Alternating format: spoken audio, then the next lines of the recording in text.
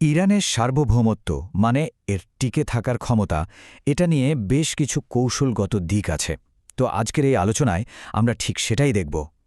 এমন কিছু কারণ যা ইরানকে একটা অন্যরকম প্রতিরোধী রাষ্ট্র হিসাবে পরিচিত করে তুলেছে। তো আসল প্রশ্নটা কি? কেন এমনটা মনে করা হয় যে সরাসরি একটা যুদ্ধে ইরানকে হারানো প্রায় অসম্ভব? বেশ জটিল একটা প্রশ্ন, তাই না? চলুন এই ধাঁধার উত্তরটাই আমরা ধাপে ধাপে খোঁজার চেষ্টা করি। আচ্ছা, তাহলে শুরু করা যাক। ইরানের প্রতিরক্ষার প্রথম যে স্তরটা সেটা হলো এর প্রাকৃতিক অবস্থান আর সামরিক ব্যবস্থা। চলুন এই দুটো দিকই আগে দেখে নিই। জায়গাটাকে বলা হয় একটা প্রাকৃতিক দুর্গ। মানে কি?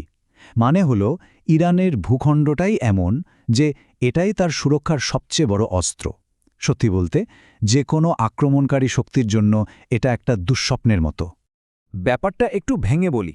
দেখুন, একদিকে আছে ইরানের বিশাল পাহাড় আর মরুভূমি, যে কোনো আর্মিকে থামিয়ে দেওয়ার জন্য যথেষ্ট।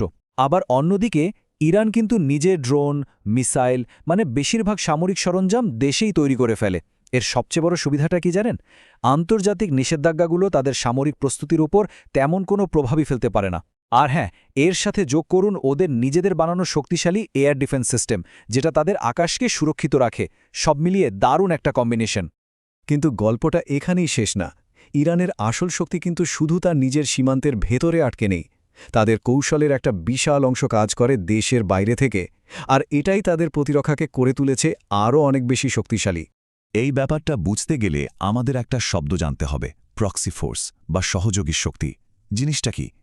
খুব সহজ করে বললে, প্রক্সি ফোর্স হলো এমন একটা দল বা দেশ যারা অন্য কোনো বড় শক্তির হয়ে লড়াই করে। এতে সুবিধাটা হলো মূল শক্তিকে সরাসরি যুদ্ধে নামতে হয় না, কিন্তু তাদের প্রভাব ঠিকই বজায় থাকে। ইরানের এই বাইরের শক্তির দুটো বড় উদাহরণ আছে। প্রথমটা হলো তাদের প্রক্সি নেটওয়ার্ক। দেখুন, পুরো মধ্যপ্রাচ্য জুড়ে হিজবুল্লাহ, হামাসের মতো মিত্রশক্তিদের একটা বিরাট নেটওয়ার্ক আছে তাদের। যদি কখনো ইরানের উপর সরাসরি আক্রমণ হয়, তাহলে কিন্তু এই দলগুলোই পাল্টা আঘাত হানবে। আর দ্বিতীয়টা, সেটা হলো হরমুজ প্রণালীর উপর নিয়ন্ত্রণ।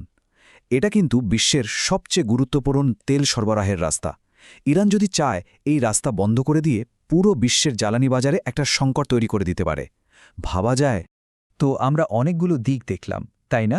তাহলে সব মিলিয়ে এবার মূল প্রশ্নে ফেরা যাক। শেষ পর্যন্ত কেন ইরানকে প্রায় অজেয় বলা হচ্ছে? এই সব কিছুর মূলে কিন্তু আরেকটা জিনিস আছে, আর সেটা হলো ইরানের মতাদর্শগত মেরুদণ্ড। ভাবুন তো, দশকের পর দশক ধরে এত নিষেধাজ্ঞা, এত চাপের পরেও যে দেশটা টিকে আছে, তার অন্যতম কারণ কিন্তু এই বিপ্লবী মতাদর্শ। এটাই তাদের একজোট করে রেখেছে। তাহলে চলুন পুরো ছবিটা একবারে দেখি। প্রতিরক্ষার এক একটা স্তর যদি আমরা সাজাই, প্রথমে আসছে এর ভৌগোলিক দুর্গ, তার উপর যোগ করুন এর স্বনির্ভর সামরিক বাহিনী, এরপর আছে সীমান্তের বাইরের প্রক্সি নেটওয়ার্ক, চতুর্থ স্তরে আছে হরমুজ প্রণালীর মতো অর্থনৈতিক একটা চোখ পয়েন্ট, আর সবকিছুর ওপরে একদম চূড়ায় আছে তাদের সেই প্রতিরোধী মতাদর্শ। এই পাঁচটা স্তর যখন একসাথে কাজ করে, তখন ইরানের প্রতিরক্ষা ব্যবস্থাটা প্রায় দুর্ভেদ্য একটা দেয়ালের মতো হয়ে দাঁড়ায়। তো শেষ কথা কি দাঁড়ালো?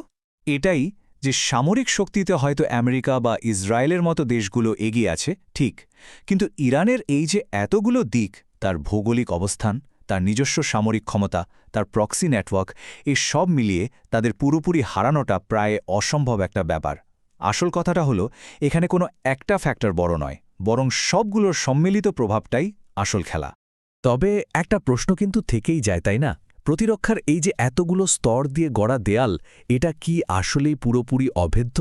আজকের এই জটিল ভূ রাজনীতির দুনিয়ায় এই প্রশ্নটা কিন্তু আমাদের আরও গভীরভাবে ভাবায়।